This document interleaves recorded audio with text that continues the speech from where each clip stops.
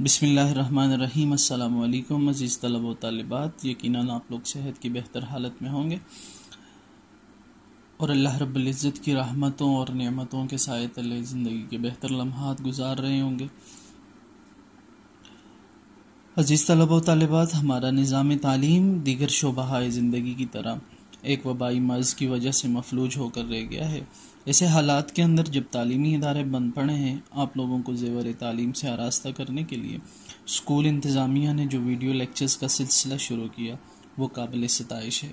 ادارے کی اس کاوش و کوشش کی وجہ سے آپ تمام بچے کسی نہ کسی حد تک حصول تعلیم میں مصروف عمل رہیں گے۔ تدریس مطالعہ پاکستان کے سلسلے کا آغاز کرتے ہیں۔ مطالعہ پاکستان پاکستانی نظام تعلیم میں شامل وہ مضمون جس میں ہم پاکستان کی سیاست، حکومت، نظام، ثقافت اور جغرافیائی خصوصیات کا جائزہ لیتے ہیں۔ جماعت دہم مطالعہ پاکستان چیپٹر نمبر 1 تاریخ پاکستان حصہ 2 تاریخ گزشتہ سے پیوستہ، آج سے پہلے گزرے ہوئے حالات و واقعات، ماضی کے حالات و واقعات کو کہتے ہیں تاریخ۔ تو ہم اپنے اس چیپٹر کے اندر 1970 سے 2008 تک کی پاکستانی تاریخ پڑھیں گے۔ آج کا جو ہمارا لیکچر ہے وہ ہے مختصر جائزہ تاریخ پاکستان حصہ اول، اور وہ 1947 سے 1970 تک۔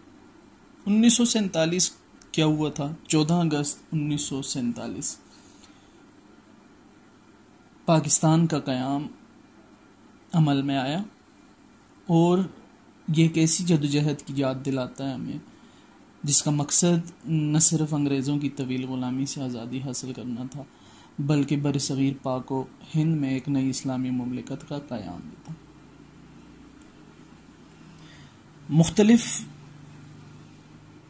ایسی باتیں ہیں جس کی وجہ سے قیام پاکستان جو ہے یہ واقعہ بہت اہم گردانا جاتا ہے۔ دنیا کے نقشے کے اوپر پاکستان ایک ایسی ریاست ہے جو ایک نظریے کے تحت قائم کی گئی، اور وہ نظریہ جو ہے وہ بیک وقت ایک مذہبی نظریہ بھی ہے، ایک معاشی نظریہ بھی ہے، اور ایک سیاسی نظریہ بھی ہے۔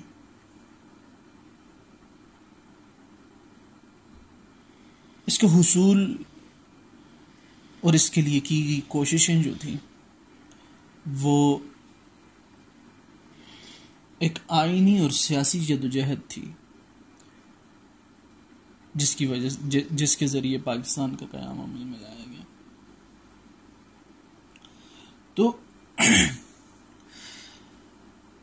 پاکستان کے قیام کے بعد، قیام سے قبل ہی دستور ساز اسمبلی کا پہلا اجلاس ہوا۔ دستور ساز دستور کہتے ہیں آئین کو، آئین بنانے والی جو اسمبلی ہے، جیسے ہمارا پارلیمنٹ ہے، اس کا پہلا اجلاس ہوا 11 اگست 1947، اور اس اسمبلی کے اندر وہ لوگ تھے جو 1945 اور 1946 کے اندر جو انتخابات ہوئے تھے اس میں جو لوگ مسلم لیگ کے سلیکٹ ہو کے آ گئے ان لوگوں پر مشتمل یہ اسمبلی تھی، جس کی صدارت جو ہے وہ کر رہے تھے جوگندر ناتھ منڈل۔ اور اسی اسمبلی میں بطور صدر انتخاب ہوا قائد اعظم محمد علی جناح کا۔ پاکستان بننے کے بعد قائد اعظم محمد علی جناح پہلے گورنر جنرل بنے اور پہلے وزیر اعظم بنے لیاقت علی خان۔ ان دونوں کی چونکہ پاکستان کا قیام جب عمل میں آیا تو بہت سے ایسے مسائل تھے، ابتدائی مسائل بہت سے تھے جس پر قابو پانا جو ہے وہ بہت مشکل تھا۔